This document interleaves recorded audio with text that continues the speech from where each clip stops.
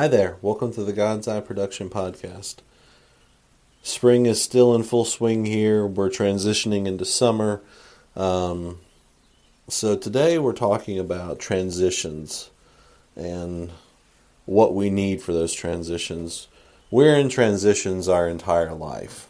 So being a person on the spectrum, sometimes younger especially, we have scripts that we follow, we have rules that we follow. Sometimes they don't make sense with a lot of people, but they're the rules that we need to follow because that's how we feel successful or can navigate life.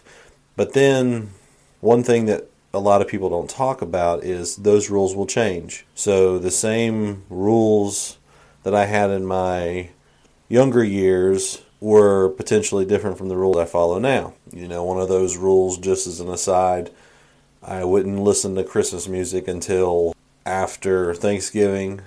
The only exception to that may be if it's November 1st and it's snowing and I get excited and I might listen to the song Last Christmas by Wham, so the original version, and it's just, or maybe First Snow by Trans-Siberian Orchestra.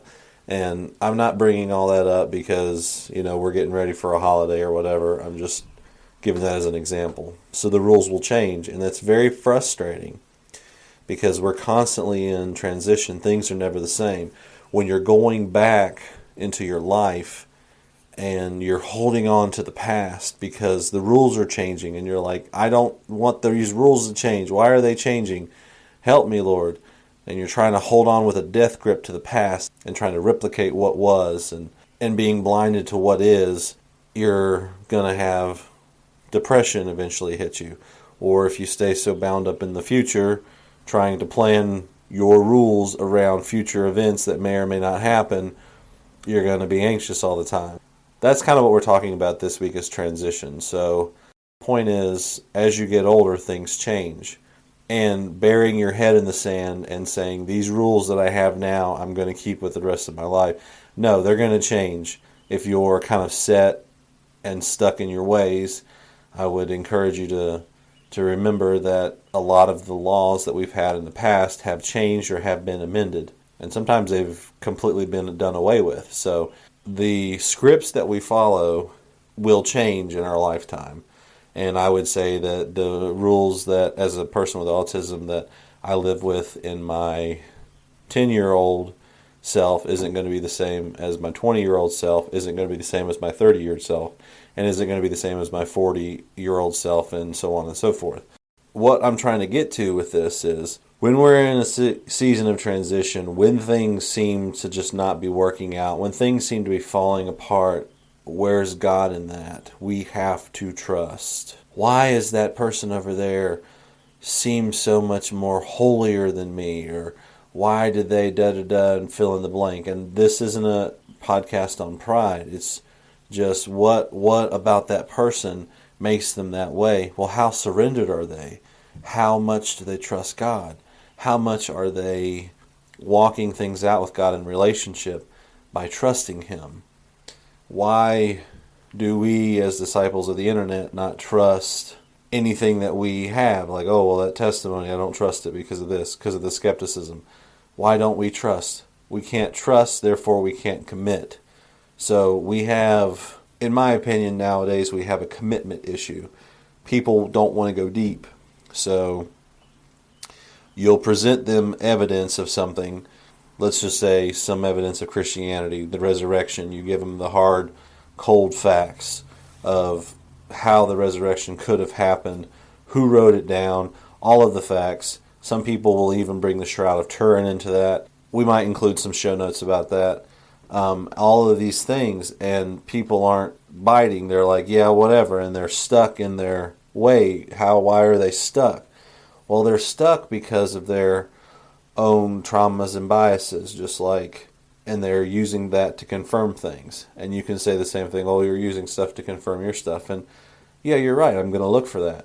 But the point is, we're so skeptical that we can't trust anything. So why would we want a relationship with each other? Why would we want a relationship with God? Same thing, we're not ready to commit because we don't trust. So this week is all about trust. And so when we're in a transition season in our lives, maybe transitioning from one decade to another decade, or a different job or something else, we have to learn how to trust. So today we're going to go over trust a little bit. So last week was a little bit meta in our conversation talking about AI. So that was just something that was on my spirit, but constantly as I've done Bible study this week, constantly as I've been praying, constantly as we're moving into training season at the park, trust is kind of the word that keeps coming up in my spirit. So I figured doing a podcast on it would probably kind of go into that and maybe help me learn more and maybe help you learn more as well as a listener.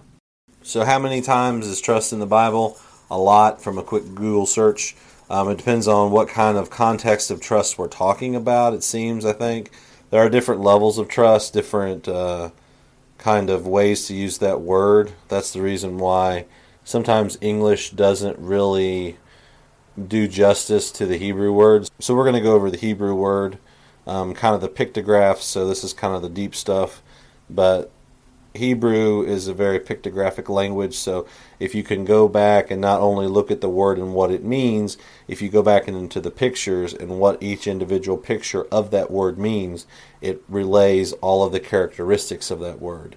So one word can have many different meanings, and that's the reason why sometimes that one word can have 14 different meanings, both a negative and a positive in Hebrew. That's with numbers, that's with words, etc. And this isn't going to be a deep dive in that stuff. If you're interested, do your own research. Definitely want to get you a Hebrew and Greek concordance. You can find those on the app stores, whichever one you prefer. One of my mentors uses eSword. It's kind of stuck in the 90s, though, in terms of its graphical interface. A more recent one is the Logo software. That one's a monthly subscription, I believe. If you want to get a discount on that, Brandon Robbins Ministry on YouTube, I think, will get you a discount on that on some of his videos. So that might be a way to kind of dive deep into that. And based on just glancing at their interface, it has a lot more graphs and pictures and things like that, how the word might apply to different contexts and things. So it just depends on what you're interested in. I'm familiar with eSword. I'm not familiar with Logos. Just some stuff to throw out there. So the word trust, from doing a little bit of research, the word trust is B-E-T-A-C-H. So depending on, I'm not really good with pronunciation when I've not heard it before, but I'm more interested in the pictographs at the moment. So the Old Testament defines the word trust as to set one's hope and confidence upon, to be secure, fearing nothing. Confidence, security, and hope. But the actual letters, there's 3 letters, bet, tet, and chet. So bet is inside a tent or a home. So we're on the inside, abiding and resting. So in frequently follows. So we have trusted in His holy name, Psalm 33:21. So it's like it goes back to the days where the Hebrews were in tents and they had their family in there, and so being in the tent was a place of safety, away from sandstorms, away from other things that could hurt them. So it's kind of a hiding place. So if we're doing things in Jesus' name or in Him, we're in a covenant with God. So that goes back to the Hebraic way of understanding Exodus as the marriage contract between God and His people. The next letter is tet, which means to be wrapped or coiled like a snake. So it could be like a basket in the way it's woven together, or it could be a baby being tightly wrapped in a blanket. So kind of as an aside, back when I was having really bad anxiety, I would ask God's presence just to cover me like a blanket. So apparently that was kind of more Hebraic in terms of the word than I thought.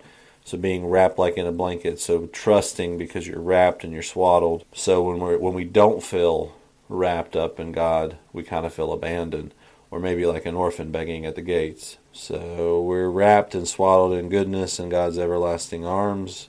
Oh, taste and see that the Lord is good. Blessed is the man who trusts in Him. So God is our refuge, our place of trust. Again, this is just the second word of the Hebrew word for trust. The last letter is chet, which is fenced and protected. So not only are we protected, we're in God's tent, so to speak, and we are swaddled in His presence, we're also fenced and protected in God as well. So it is all of those words. So God's protecting the faithful. He's keeping boundary lines, built things for our protection. On a negative note, though, we can also have a lack of trust and loss of protection. So the spiritual wall that God has around us can be compromised in some way, and separation can enter in when we have a lack of trust. So the walls of protection that God has around us comes down. So it goes back to being able to trust in Him, and those walls will be up because we're trusting in His presence and we're abiding in it. So we're surrounded and protected by His mercy. So trust in the Lord with all your heart. Lean not on your own understanding, and in all your ways acknowledge Him, and He shall direct your paths. And I mean, that word is in there for trust, and based on everything we've gone over, I mean, that covers all the bases there. So the point is, when we trust in God, and we trust in His provision, and we trust in His timing, and we trust in what He's doing in our lives, or trust that He will direct our paths, everything opens up. I mean, you can think of countless Bible stories of that. I mean, Moses had to trust to get the people out. Moses had to trust to get the people in. They had to trust in Joshua. David had to trust in the Lord that he had a plan. David had to trust in the Lord's timing. So all of these things were trust, but from that trust can come surrender. So the people, when I was growing up, who I thought were really powerful in the faith, and I wanted to be those people and emulate them and have their power, it was from a place of me feeling weak, seeing that they were strong, and wanting what they had and being like, I want what you have. But from what I've seen, people who have surrendered to God the most are the ones that have the power, because from that humility, God can give them more of His favor, more of His Spirit, more of His power, a double portion of what He has, because they're surrendered to Him, and there's humility there as well as trust. So it's not power from them, it's power from God. So that would be the difference between what I used to think when I was very little and very young, and now is a lot of that comes from humility, surrender, and trust. Because until you trust somebody or something, you can't love it. So the people who have the most problem with love in a relationship with somebody else, with a relationship with God, chances are they have trust issues, because there's been a betrayal, or they've had a hard life, or there's a multitude of reasons, but trust isn't at the core of that. Trust and safety. And that's what the Hebrew word for trust covers. Because if you're a baby and you're covered up, you're going to feel safe. And then from that safety, you're going to trust your caregiver. And from that trust, eventually we'll develop a love, a bond. And so it's amazing how much, when you get into the words, it kind of follows the human process of how to love, how to trust, how to surrender, how to be humble. And so, just as an example, I mean, when you're going into a transitional season of your life and praying about it and listening for God and trusting in God and His timing, it's tough, it's rough, but knowing that trust there is building your relationship, your unity with God, and your love and appreciation for God is something worth waiting for, worth fighting for, worth trying to figure out where God's leading. Because if you're in one place and you feel like the Spirit's calling to another place, let's say from one church to another church, and I'm not talking about some Christians will say, well, we feel led somewhere else, which is an excuse for, we don't like the doctrine that you're preaching, so we're going to go somewhere else that has a doctrine that tickles our ears, because maybe the doctrine in the church that they're in is the truth, and the place where they want to go is just tickling their ears and giving them what they want to hear, and not the actual truth of the Word. Now, with that said, it can go the other way as well. So you shall know them by their fruit. So when judging the fruit from, in this example, church hopping from one place to another, let's go there, let's see what the fruit is, let's see how people talk to each other. It's not just the spiritual feeling I get. No, let's practically, how are they doing things? What are they doing? How are they treating each other? Et cetera, et cetera. So there's a multitude of things to consider. And if you're in a transition season, like in a church or something, those are things to think about too. So it's not just taking in how it makes you feel or taking in how it makes you think. It's also, you're going to have to deal with the people there. You're going to have to see what kind of programs they have or don't have. Maybe they have certain dietary restrictions, because depending on what part of our faith in the big umbrella that is Christianity, some people are going to have different regulations for their faith. So does that make it a work-based salvation or a work-based thing, or is that just their way of honoring God by abstaining from certain foods, for instance? And that's not for everybody. So that's something to note too. It's a lot to take into consideration, not just how things make me feel. We live in a very touchy-feely church age, and unfortunately it doesn't necessarily ground in doctrine, but you also have the extremes everywhere.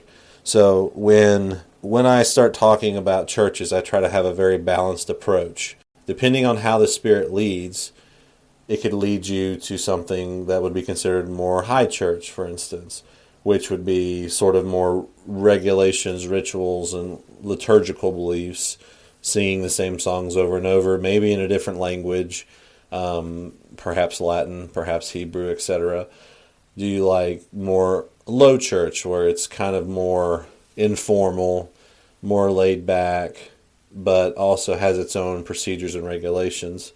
Perhaps they have more anointing of the Holy Spirit in the more charismatic way, or do you like the anointing kind of more in an intellectual way? So there's just a lot of things to consider. And this is just an example. This isn't the entire podcast. I don't want it to be. Transition in your work. Maybe you've been doing something for the last 20 years and it's time for a change. It's not just, oh, I'm tired, I'm miserable, I want to do another job. It's like, oh, I feel led to do something else. A lot of you know, for me, it was going from education to being in parks and recreations as a park ranger. But I still use a lot of my teaching background to help with that, because I'm teaching people about the history of my park, the culture of my park, where things are, trying to engage different learning styles, perhaps even trying to build programming with different learning styles in mind. And that might be the focus now, but the background that I had as a teacher is enriching what I do now, even though it's different. So maybe you're being pulled in that direction and you're just going to have to trust. Great example for me is when I first got to the park that I work at, back when I was having to do it just on the weekends. We used to have a train, and when I say train, I say that very loosely. It was basically the thing at the airport that the guy drives on the tarmac, and they put the luggage on the little racks on the back, and then the guy drives it to your airplane and they throw your luggage on there. I know that's kind of frustrating for a lot of people. I hope you get your luggage going to the right place. That machine that they used, we at the park turned that into what looked like a train, and that was something that I had to trust in God for. Now, it sounds fun, driving this thing that looks like a train with 6 cars, and you have, I think, was it like 30 wheels or 32 wheels on the trail? But I had to trust in God, because this thing died on me on the hill going down during training, trying to get used to it. And because the carburetor on it was really bad, it would die on the hill going down. That was my first experience, so that kind of informed the way that I handled it. So I was kind of scared to death of going down that hill. But I had to trust in God, and I had to learn, and I got knowledge from people who had driven it before on maintenance staff, and trying to understand, figure things out. And then I was able to incorporate God in that. And so on the way to do those trips where we actually had to go down that hill, I would listen to songs before the shift and drive, and I'd get to the point where I was in complete surrender, because I felt like the anxiety was to the point, because if you battle with anxiety, you know that anxiety makes you feel like you're going to die, and sometimes the devil feeds that too.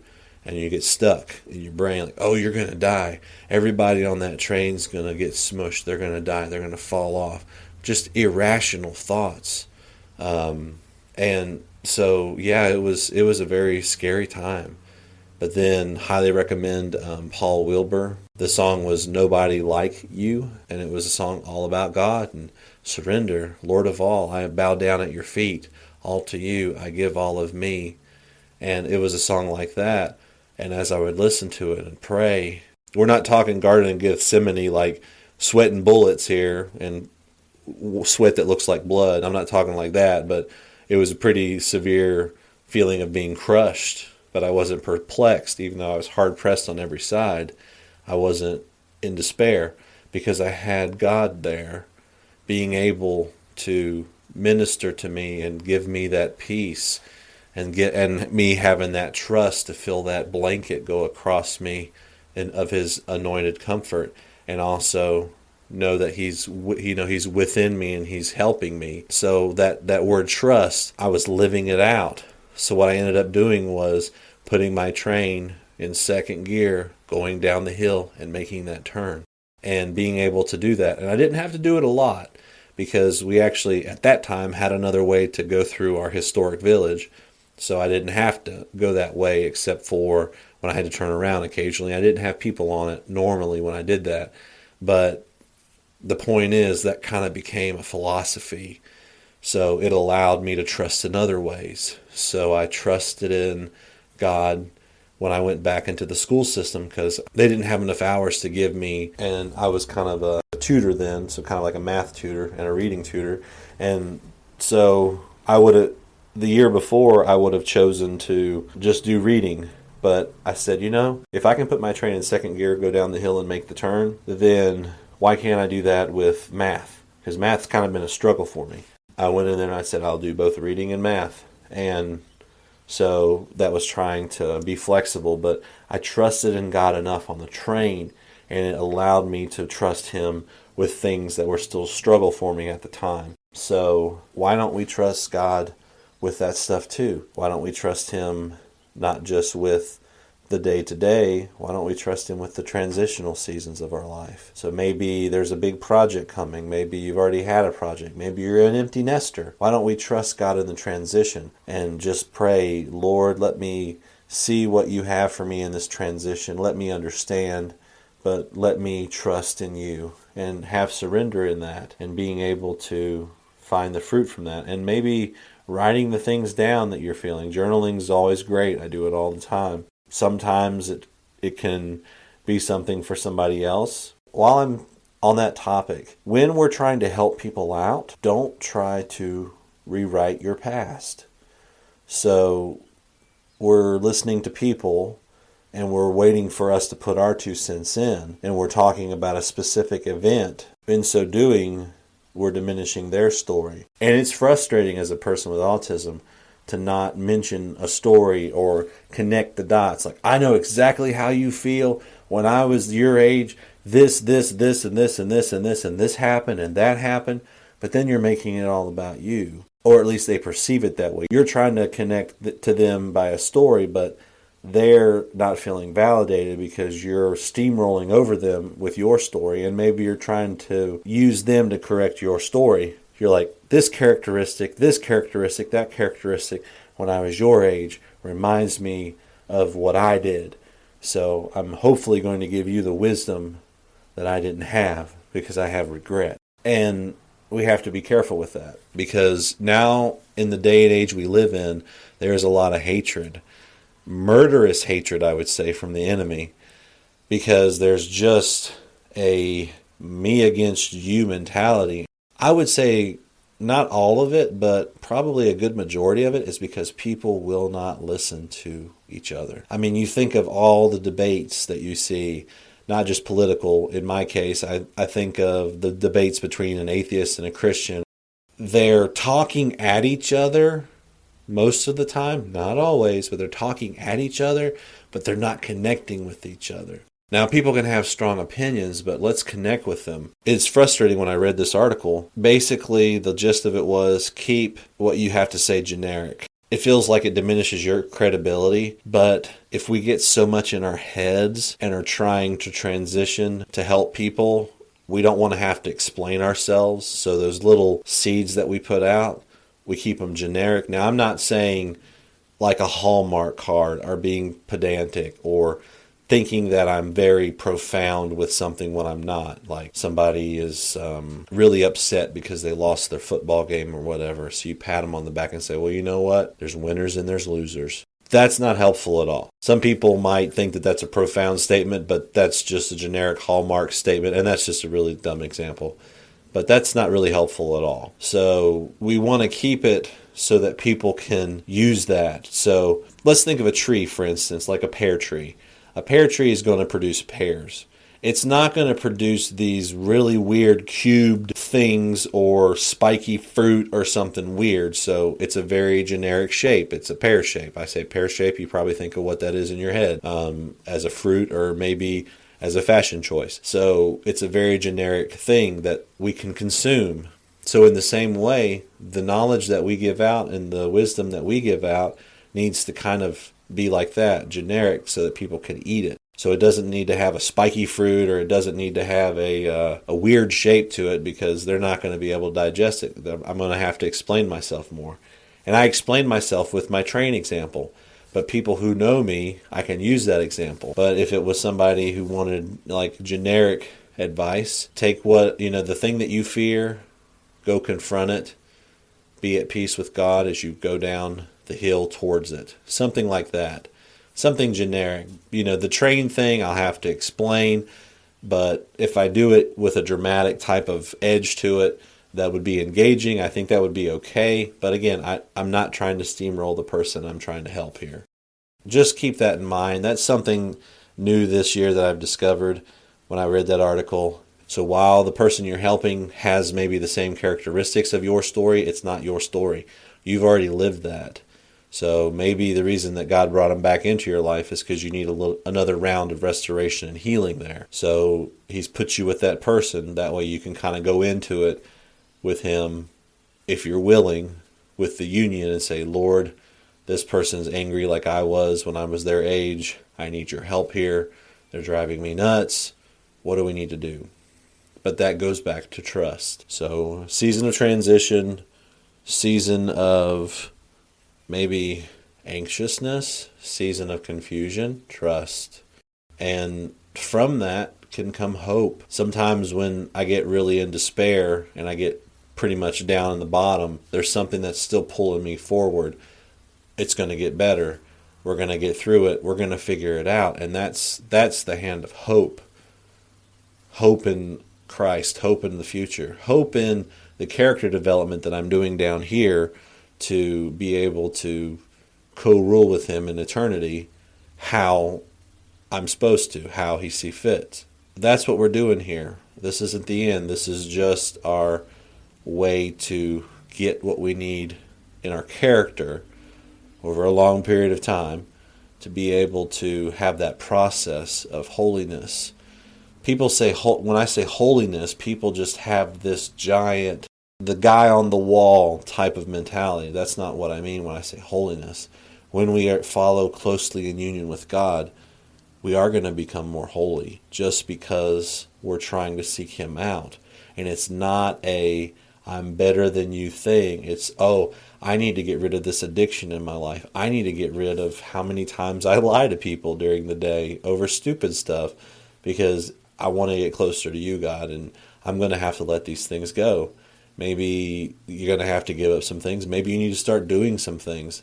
And I'm not talking about habits and breaking habits. I'm just talking about getting into better union with God because we're trusting him with our future. We're trusting him in our transitions, and we're trusting him when we have to make new rules as people with autism. So on that, I would encourage you, if you're a person with autism listening to this, if you're young, the rules that you have now probably will change. I notice that with younger people, they're still heavily into their scripts. I can respect that and I can appreciate that. But when you get older and you've used that script for so long and it's not working anymore, you have to go back and tweak it. And then you'll get to the point where sometimes you can go on autopilot and it can be a flexible script where you just look at the bulleted list instead of word for word how you need to respond to this person. And I can tell when somebody has just a script that they're following, whether it be a person who'd be considered more normal or a person on the spectrum. There's a script they follow, and it's very rigid, and this and that. Thank you very. And there's a time and place for that. But when you have practiced that to the point where you're not getting the result that you need to get to, or you're frustrated with your interaction socially, it's time to flip it a little bit. It's time to tweak it.